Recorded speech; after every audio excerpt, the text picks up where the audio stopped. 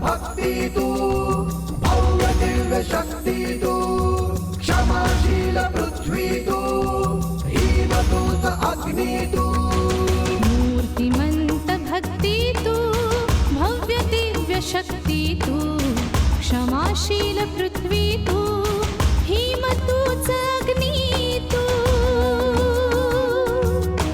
तरी तुझ्या पदरात दुःखाचे आंधळा तरी तुझ्या पदरात दुःखाचे आंधळा असे तुझ्या क्षितिजास रूढींचे कुंपण असे तुझ्या क्षितिजास रूढींचे कुंपण रूढींचे कुंपण रूढींचे कुंपण.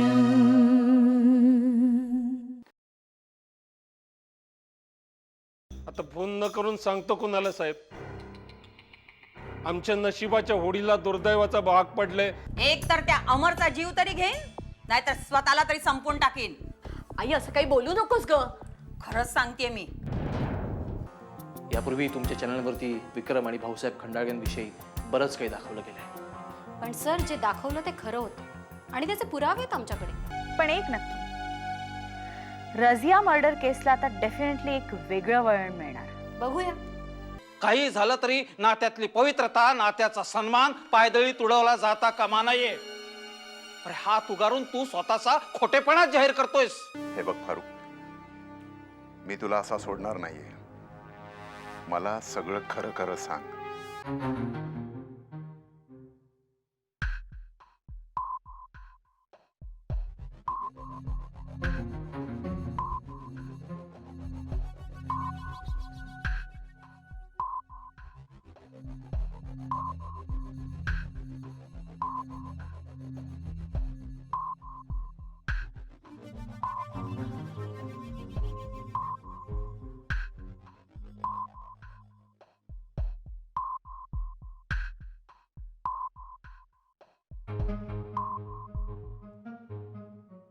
बघ, ही मुलगी फोनही घेत नाही. अगं काहीतरी कामात असेल ती. म्हणूनच म्हणते, हिला ना कसलं भानच नाही राहत. हे बघ, आणखीन थोडा वेळ आपण वाट बघूया. जर तिने नाही फोन केला तर मी स्वतः फोन करेन. मी जाऊन बघून येईन.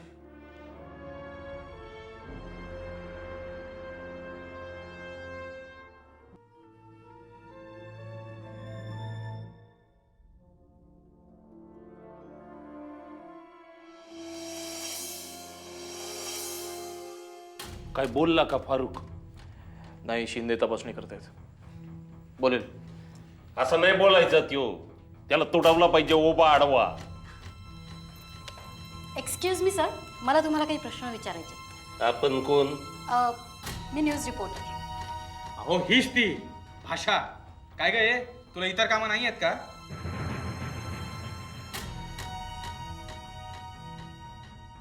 मला माझं काम करू द्या मिस्टर विक्रम खंडागळे.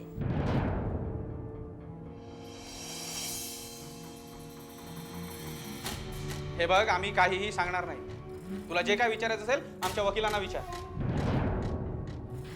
तर मिस्टर खंडागळे, फारुक तुमच्याकडे कामाला होता तर त्याचा या केसशी काय संबंध?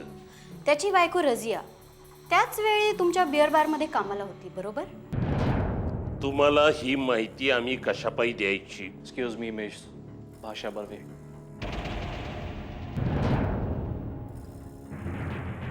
मी तुम्हाला याआधीच कल्पना दिली होती की आम्ही कोणीही काहीही बोलणार नाही. सो प्लीज माझ्या क्लायंटला त्रास देऊ नका. नाहीतर याच पोलीस स्टेशनमध्ये मला तुमच्या विरुद्ध तक्रार करावी लागेल.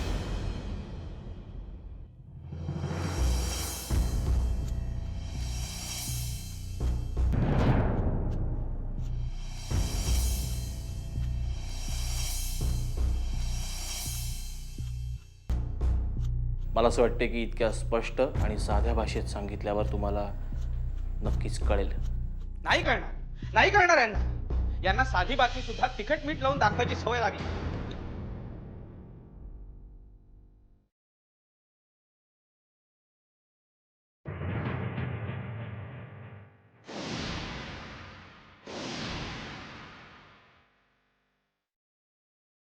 यांच्यासाठी ती बातमी होते, पण आमच्यासारख्यांचा जीव जातो. अहो माझी बदनामी केली आहे. एक मिनिट, मी आहे ना इथे. अजिबात बोलायचं नाही आणि डोकं तर अजिबात गरम करायचं नाही. पोलीस स्टेशन आहे, कळत नाही तुला? सर मला फक्त एवढंच माहीत करून घ्यायचं की फारुख आता पोलिसांच्या हाती लागलाय, तेव्हा त्याच्या जबानीमुळे या केसचा काही रंग पालटेल का? Sir please. वेळ लागला का तुला? सरळ भाषेत कळत नाही, माझ्या भाषेत समजावं का तुला मी?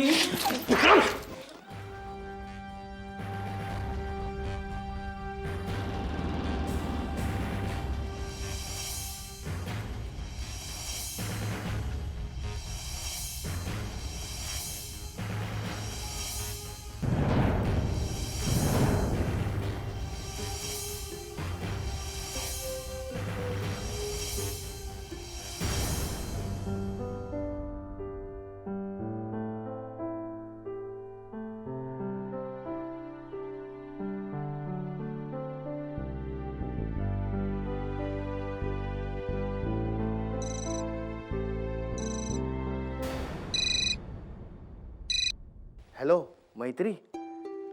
बोडस, अहो किती वेळ फोन घ्यायला? फोन घेतला हे नशीब समज. आजूबाजूला सगळे कौरव आहेत. का काय झालं? काही खास घडलं का? खास? अगं तुझी बहीण भाषा ती आली इथं. हे न्यूज चॅनल वाले जाम चिवट. अगं सरांनी 2 वेळा तिला सांगितलं की मला बोलायचं नाही, तरी ऐकत नाही. जाम चिवटपणा. त्यात विक्रमशी हिची वादावादी झाली आणि विक्रमनी तिच्या हातातला कॅमेरा हिसकला. काय? अहो वेडा झालाय का हा विक्रम? प्रेसवाल्यांचं कामच असतं म्हणा बातम्या गोळा करण्याचं. त्यांच्याशी जरा जपून वागायला सांगा त्याला. तर सरांनी विक्रमच्या मुस्कटात मारली. अरे बापरे. मग म्हणजे सॉलिड वातावरण तापलेलं असणार. फार तापलंय. तुला भाषाची काळजी नाही वाटत? नाही, मला नाही वाटत. अहो बोडस, जातीवाद हो, दंगल हो, गँगवार हो, अतिवृष्टी हो, काही झालं ना तरी भाषा कोणाचंही न ऐकता तिथे जाते. आणि भल्या भल्या माणसांना असं कव्हरेज आणता येणार नाही ना, तसं कव्हरेज भाषा घेऊन येते. एनिवेज, तुम्ही फार डायव्हर्ट करता बॉ. बरं मला एक सांगा, फारुख काही बोललाय का? नाही ग. एनिवेज, काही बोलला तर मला नक्की कळवा. बोडस, मला खात्री आहे उद्या नक्की काहीतरी घडणार. एनिवेज, तुम्ही फार डायव्हर्ट करता बॉ. बरं मला एक सांगा, फारुख काही बोललाय का? नाही ग. एनिवेज, काही बोलला तर मला नक्की कळवा. बोडस, मला खात्री आहे उद्या नक्की काहीतरी घडणार. फारुखचं पकडल्या जाणं हा या केसचा टर्निंग पॉइंट ठरणार. पण बोडस प्लीज, तिथे जे काही होईल ते मला सांगा. माझ्या टचमध्ये राहा हो. ठीक आहे, ठेवते phone. Bye bye.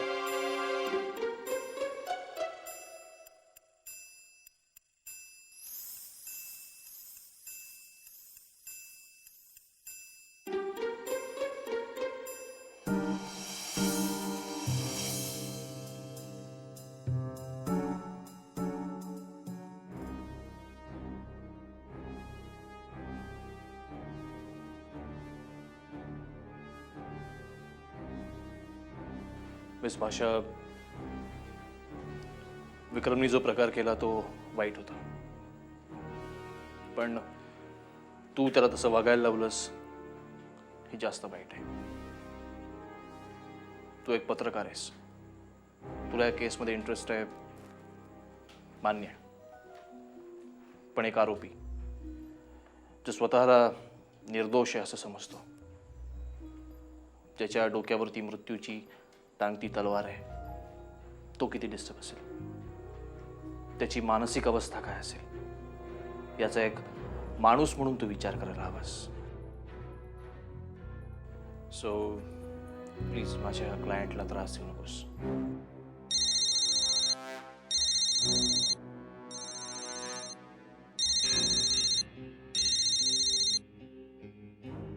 Advocate Purushottam Kelkar. साहब जी, मुझे अभी इसी वक्त आपसे मिलना है. कौन बोलते हैं? चश्मदीद गवाह.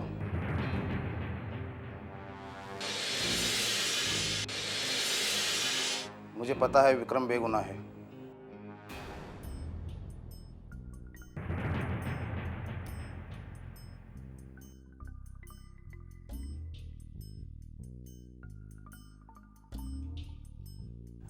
एक मिनिट होल्ड कर ना. चष्मीत गवाय म्हणतो.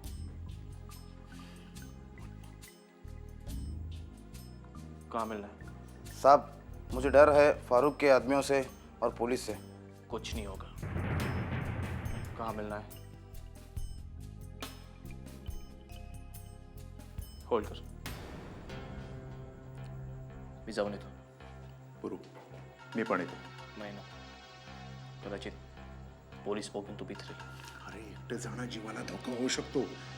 कदाचित हा फारूकचा माणूसही असू शकतो. पुरू त्यांचा काहीतरी डाव असेल हं? काळजी करू नकोस. मी सावध राहील. इतकी वर्ष क्रिमिनल केसेस हँडल करतोय मी. आवाजावरून समोरच्या माणसाला ओळखतो. डोंट वरी. हां बोलो.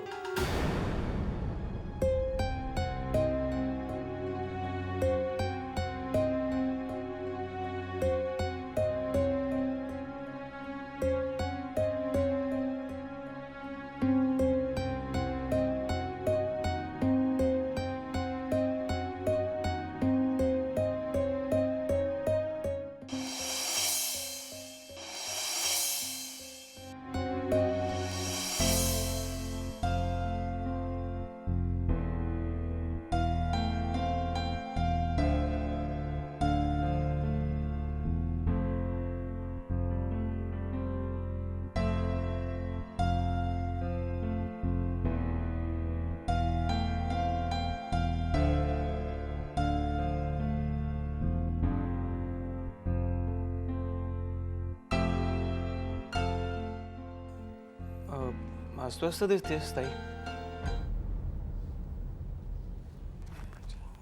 शाबास. हे तूच मला विचारतोयस. हो तेही खरंच. पण तू प्रकाश, विक्रम खंडागळे केसमधला एक महत्वाचा संशयित आरोपी पोलिसांनी अटक केली. तुला माहितीये का, जेव्हा आपल्या हातात असलेली एखादी केस जिंकण्याचे चिन्ह आपल्याला दिसायला लागले ना, तेव्हा एक्साइटमेंट खूप वाढते. अरे असे बघता बघता ना साक्षीदार फिरतात, म्हणजे पूर्ण केसच फिरते रे.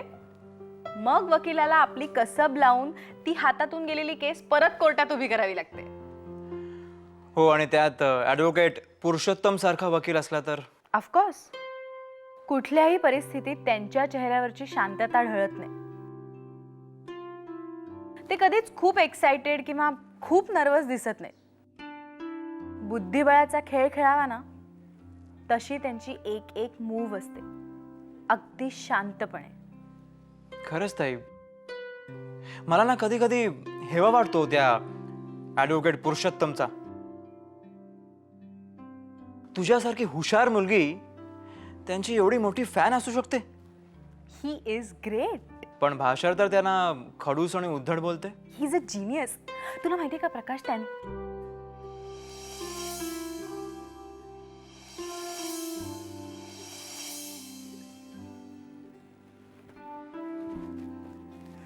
एनिवेज, तू आज घरी कसा? अच्छा, हे बरं आहे. आम्ही प्रश्न विचारला तर उत्तर नाही देत, पण तू विचारलेल्या प्रत्येक प्रश्नाची उत्तर आम्ही देतो. हो, काम थोडं अडकलं, म्हणजे स्पीड थोडा कमी झालाय. कारण पैसा ना? हो. का तृष्णा? हळूहळू. प्रकाश, तृष्णा फायनान्स करते ना? हे बघ, मला माहिती आहे मनातली प्रत्येक गोष्ट अशी जाहीरपणे सगळ्यांना सांगायची नसते. अरे पण कोणा एकाला विश्वासात घेऊन मन मोकळं केलं नाहीस ना, तर ही होणारी घुसमट जीव घेणे ठरेल.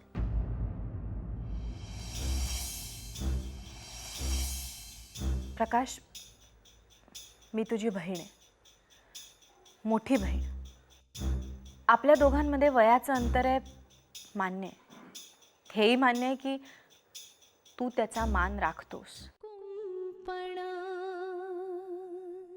प्रकाश, मी तुझी बहीण आहे, मोठी बहीण.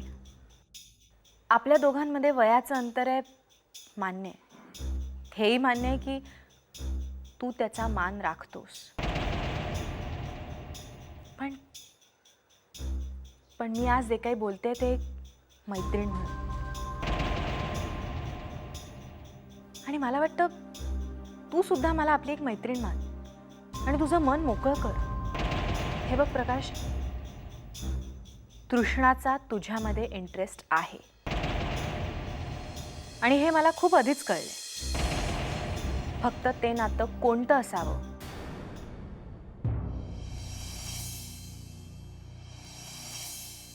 याचा विचार कर. माझं एक मत तुला सांगते.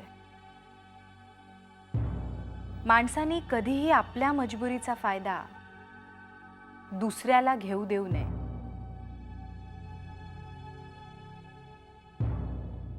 कोणीही आपला वापर करता कामा नये.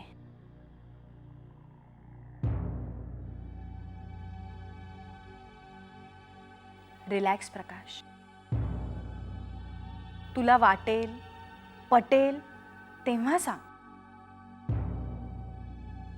पण वेळ निघून जाण्यापूर्वी सांग.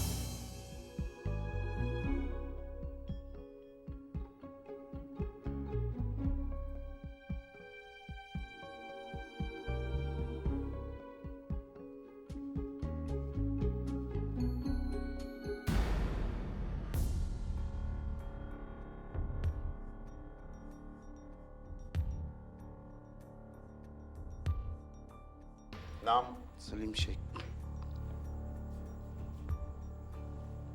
तुला कल्पना आहे तू काय बोलतोयस त्याची?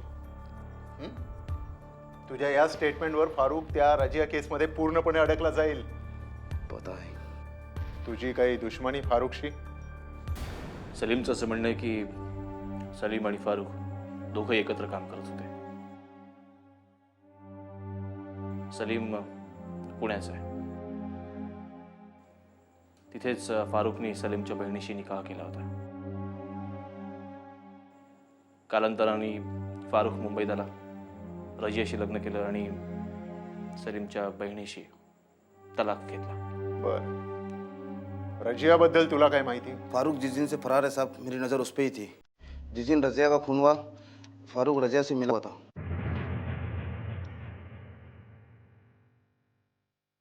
जब तक साहब कोर्ट में पेशगी नहीं थी साहब और फारूक को सज़ा ना मिलती, तब तक साहब मुझे पुलिस कस्टडी में रखना साहब.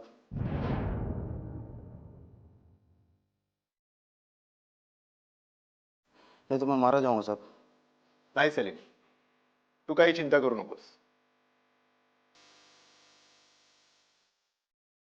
तुझी काळजी आम्ही घेऊ. पण आत्ता तू जे काय सांगितलंस ते फारुख समोर आणि कोर्टात सांगशील? जी साहब.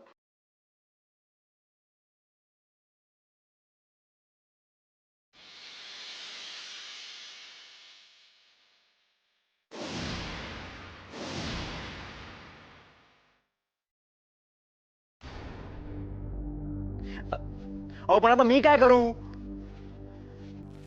नाही हे बघा, मला काही माहित नाही. उद्या सकाळी 10 वाजेपर्यंत रेती आणि सिमेंट साईटवर पोहोचायलाच हवं. हे बघा, मात्र तुम्हाला सांगून ठेवतो, तुम्ही माझ्याशी नीट बोला. हा, हे बघा, नसेल मान्य ना तसं मला स्पष्ट सांगा. कुठला builder on the spot 2.5 lakh रुपये कॅश देतो तुम्हाला? सांगा ना. नाही, पैसे 2 दिवस तरी मिळणार नाहीत. चालेल? ओके. हा, उद्या सामान पाठवा आणि पैशाबद्दल अजिबात बोलू नका, विचारच करू नका प्लीज.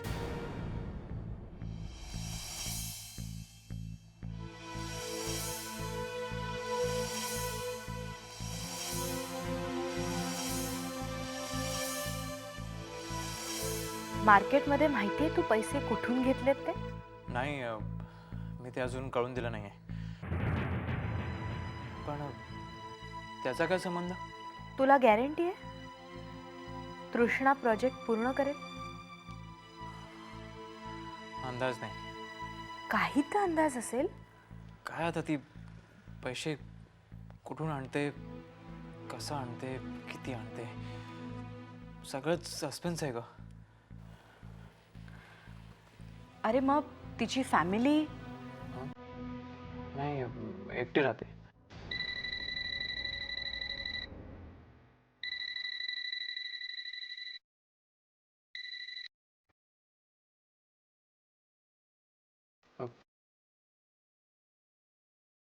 काम अडकता कामा नये. काम सुरू ठेवलं पाहिजे. पैसा पाण्यासारखा लागतो ग.